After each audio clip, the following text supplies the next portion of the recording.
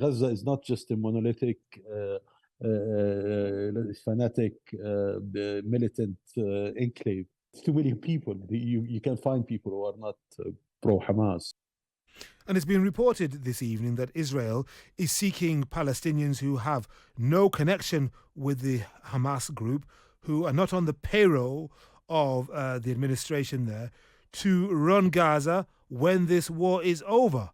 Hamas has scoffed at this idea, but how realistic would it be to find Palestinians in Gaza, or indeed in the occupied territories, the West Bank, who would meet the demands of Israel to be non-affiliated and to be competent enough to run a territory without making Israel feel threatened? Well, I mean, there is pretty reputable and Palestinian polling. There is a Palestinian polling center in Ramallah, and it shows that while Hamas has significant support, for example, in Gaza and the West Bank, it does not have overwhelming support, and there are lots of people who are critical of Hamas. So the Palestinians are not monolithic. Even some would argue, despite Hamas's let's say reliance on Iran in the last decade, even Hamas itself is not monolithic, and there are some people in Hamas with channels with Egypt and Jordan and Qatar.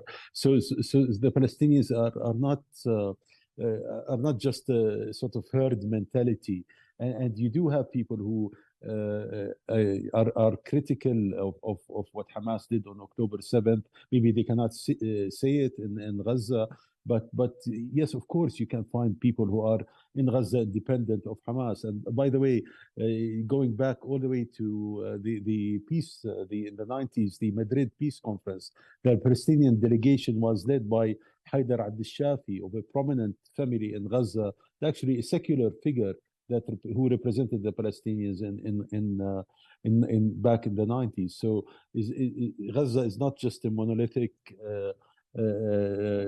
fanatic, militant enclave. It's 2 million people. You can find people who are not pro-Hamas or loyal to Hamas, or yeah.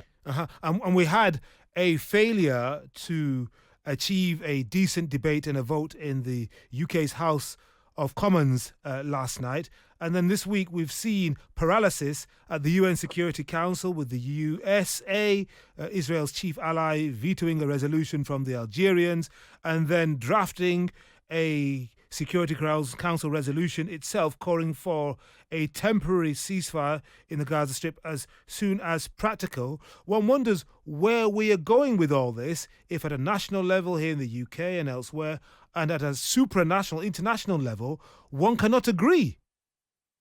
Well, but at the same time, the United States is working on a ceasefire in Gaza, and as one European official told me once, Israel is like a wild horse, and the only one that can sort of tame it is the United States. So for example, Brett McGurk, the White House senior national security official, is in Israel right now, and members, high-ranking members of the Democratic Party in the U.S. Congress were in Jordan just a couple of days ago, and they even expected that there will be a pause in the fighting before the Muslim holy month of Ramadan. So the United States is engaged in a diplomatic track, but it doesn't want to give a victory to Russia or to China or to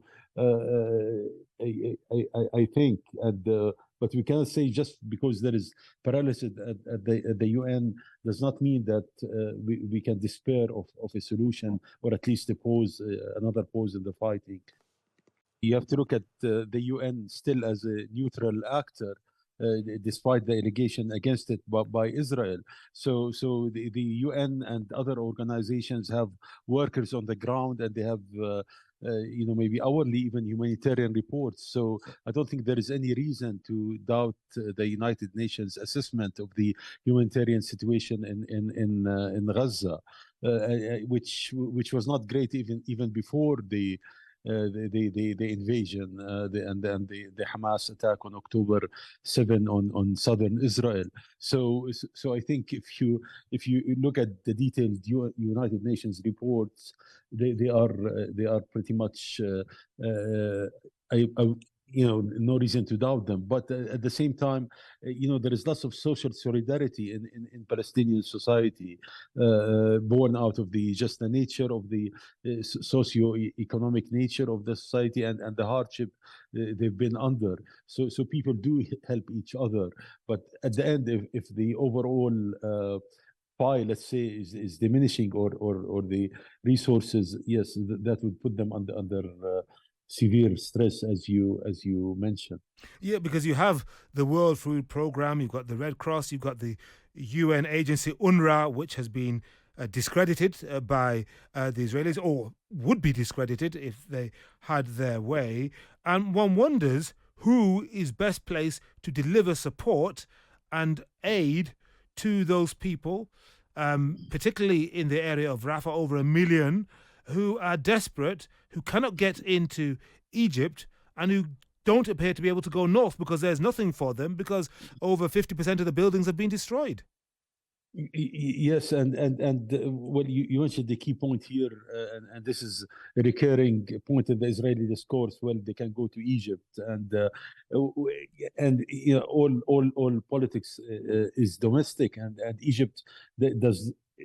First of all, does not want to give Israel a free pass of what it's doing to Gaza and sort of reward it for its invasion of Gaza by letting basically the Palestinians be subjected to a second diaspora. And remember, lots of these Palestinians have actually been through 1 or 2 or 3 diasporas before, 48, 67 other displacements. So it politically does not make sense for Egypt to open the border.